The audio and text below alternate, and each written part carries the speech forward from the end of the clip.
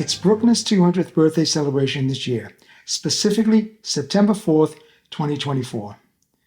Expect lots of Bruckner reissues and maybe even some new recordings. Chief among them, I guess, will be this new Deutsche Grammophon release on vinyl of performances of Bruckner's greatest symphonic achievements, Symphonies 7, 8, and 9, played by the Vienna Philharmonic and conducted by the great Carlo Maria Giulini. These very special performances were remastered by the very talented team at the Emil Berliner Studios, Rainer Maillard and Sidney Meyer specifically. Interestingly, and unlike the team's work for the DG Original Source series, these are remastered from the early original digital files and cut at half speed. So how do they do? Well, more on that in a minute. Gotta get some very bad news out of the way. The pressings. My original box, which cost $250 by the way at Amazon, was ruined by 5 of the 6 sides suffering from overfill, and its replacement box, delivered by Amazon the next day, which was amazing, was also ruined by overfill. This time only one side, but enough to return the box. No other replacements available, unfortunately. I gathered enough information from the 2 boxes and filmed this overview. But so disappointing, as I am now convinced this is a set to treasure and have in your collection. With only 1,700 boxes pressed, your guess is as good as mine when it'll return. I do know that I've read many stories of these boxes being returned. Caveat emptor. So this is the new box set from Deutsche Grammophon. Not in the original source series. This is an outlier separate from that series and remastered from the same team, the Emil Berliner Studios, Rainer Maillard and Sidney Meyer. And this is the box that, this was the second box, heading back to Amazon, unfortunately. For those of you who like pristine boxes, this one came dinged. But other than the pressing, which is, of course, very, very important, and Optimal have really dropped the ball on this, I think, from what I'm hearing. As far as the performance and the recording is concerned, I have nothing but the highest praise for this set. And if you can get a clean box, clean pressings, I highly recommend it. Let's talk a little bit about the performances first. The Vienna Philharmonic, there's no doubt, is the world's best Bruckner orchestra. I mean, Bruckner didn't live in Vienna, he was from Linz, but he had the Vienna Philharmonic in mind. And their sound, their intonation, their quality of, their technical quality, is just unsurpassed for Bruckner. Bruckner's not terribly difficult to play technically. In fact, the 7th Symphony is actually quite a straightforward play. But of course, conducting them is a different thing because you have to do the interpretation. And there needs to be complete control over the orchestra, especially in the very large sections. But technically, as far as the notes are concerned, it's not that bad. What's really difficult is the intonation, especially in the trombones and the tuba, working with the strings. As the strings are scraping away on this in these pieces, they're very long, all the 3 symphonies, 7, 8, and 9. The strings are getting sharper and sharper and sharper. So the trombones and the tuba have to really work hard to play in tune. And I think some of these recordings are from live and also patch-up sessions. But the intonation of the low brass and the strings is superb on all 3 of these recordings. So let's have a look at them. This is the 7th. I'm going to put it out there and say this is my favorite 7th Symphony. Giulini is a superb conductor for Bruckner. He gets the line, he gets the tempos. A lot of people take the scherzos far too quickly. He's just very measured, and they have the same kind of feeling as the outer movements, the first movements, and of course the beautiful adagios. So the tempos are very, very good. Really like them. And all 3 symphonies. The first movement of the 7th Symphony kind of tells a tale, and we'll talk about the recordings in a minute. It starts off with, of course, Bruckner's famous tremolo violins, very, very quietly. Very, very mysterious. And then out of the mist comes the most beautiful arching cello and French horn solo in unison.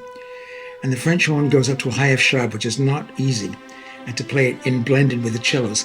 But what's amazing is most recordings when the horn stops playing and the cellos continue the melody, you go, oh yeah, the horn stopped and the tone has changed. Vienna Phil, it doesn't happen like that. The horn stops and the cellos continue with this incredibly rich sound, just absolutely beautiful. And the playing is like that all the way through all three symphonies. There's so many places, too numerous to mention.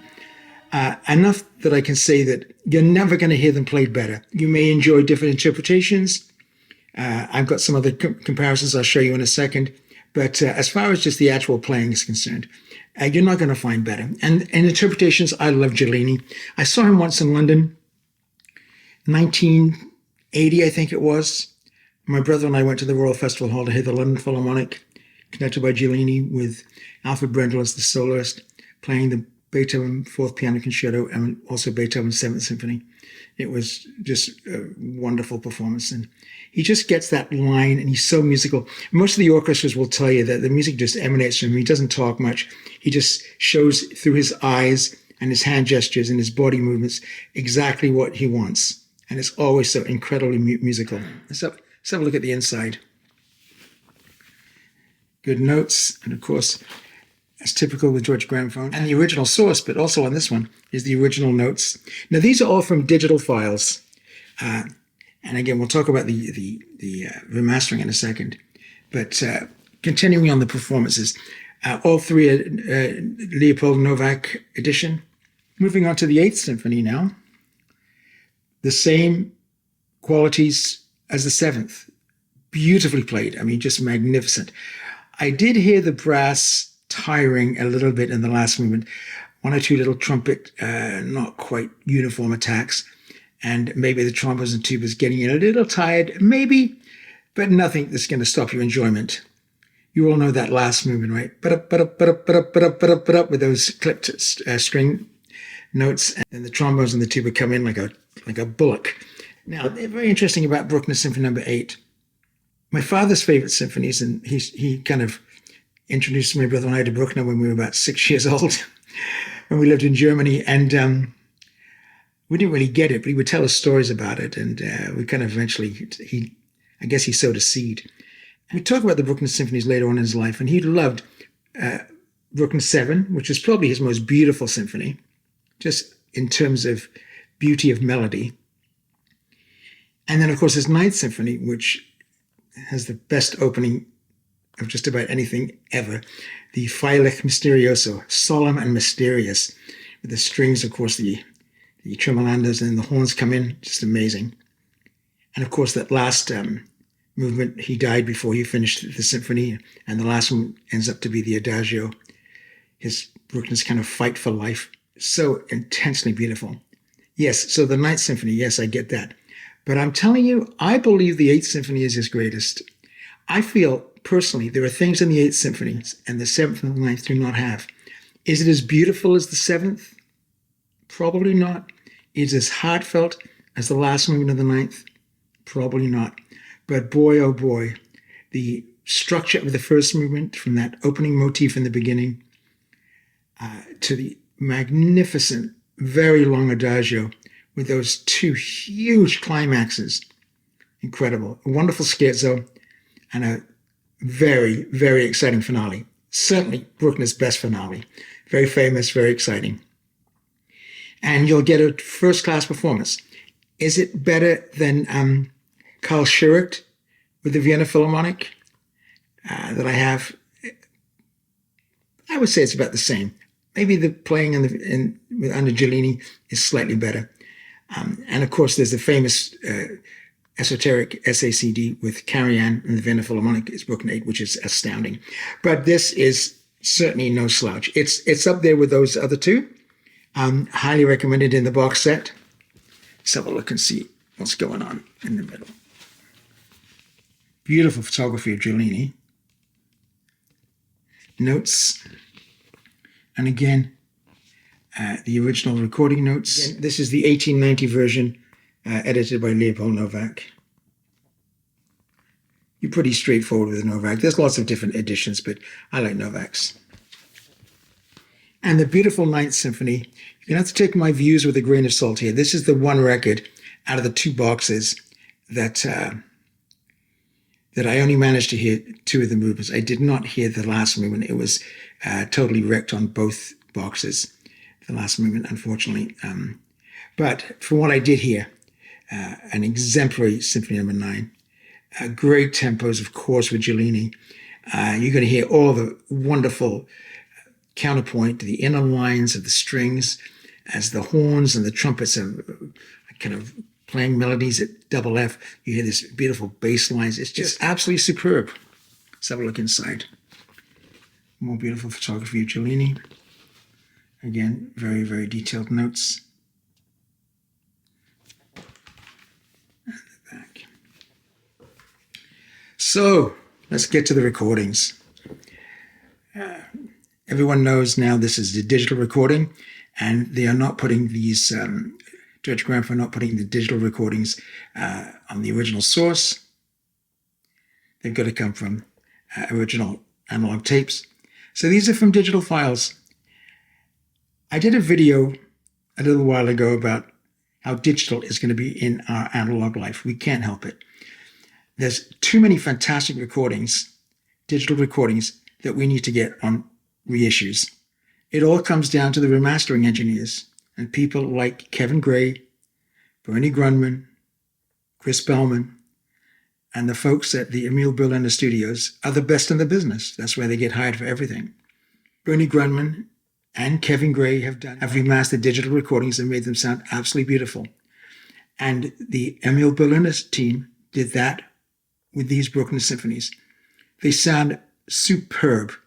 I put on my Schulte Decker Vienna Philharmonic Bruckner 7 right after listening to the Giulini 7th.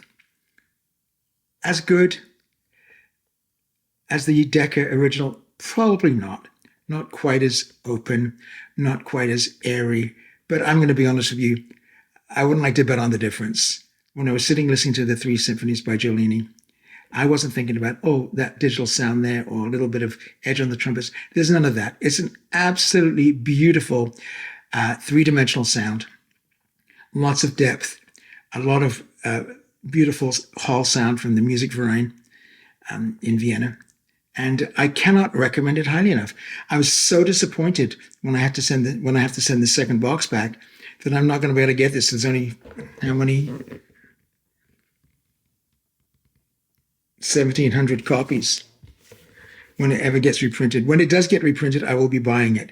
It's that good. I have great recordings of the 7th and the 8th and the 9th. Let me show you them.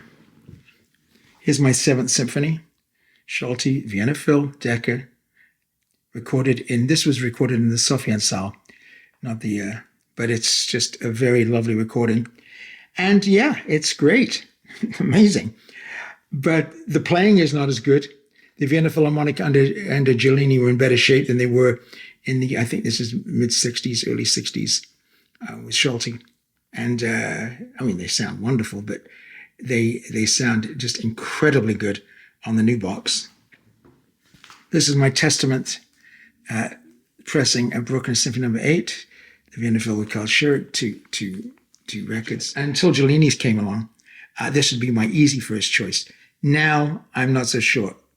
The Testament pressing of an EMI recording is very, very good. But so is the digital Deutsche Grammophon. Isn't that wonderful to say? The digital Deutsche Grammophon is amazing. And finally, my Testament original HMV Carl Schurich Vienna Phil Bruckner 9. This is renowned, and it is absolutely wonderful. I didn't get a chance to compare it completely with the Giulini because of the wrecked pressings, but I can tell it's up there. So look, if you don't have any Bruckner recordings, you want to get into Bruckner, because Bruckner is probably the equivalent of Mahler these days in popularity, selling out concerts. And the 7th, 8th, and 9th are just the most beautiful, magnificent symphonies. Heartfelt, gorgeous melodies, most exquisite harmonies, and great structure. And Giulini does them better than most. So yes, definitely top recommendation for me. But buyer beware. There's lots of stories of those boxes going back. So Optimal, if you're listening, Deutsche Grammophon, if you're listening, you really need to reprint that. And these boxes cost me $250, so they're not cheap. at Amazon, so they need to be pressed perfectly. Hope you're listening, Optimal. I think you dropped the ball on this one. So that's it. That's my overview of the Bruckner box set from Deutsche Grammophon with Carlo Miyajima conducting. A top recommendation for me, and I'm talking about performance and sound. Amazon customer service, equal. Class A product, but the optimal pressing leaves a lot to be desired. Thanks so much for watching. It's great to have you here. Please like and subscribe, and please comment. Tell me what you like about Bruckner symphonies. If you're discovering for the first time, what did you love about them? What did you not like about them? What are your favorite performances? What are your favorite recordings? I can tell you, I'm a Bruckner enthusiast. I've done videos on Bruckner on this channel. Hope you get to watch those as well. Anyway, hope you're all well. Have a great day, and see you in the next video.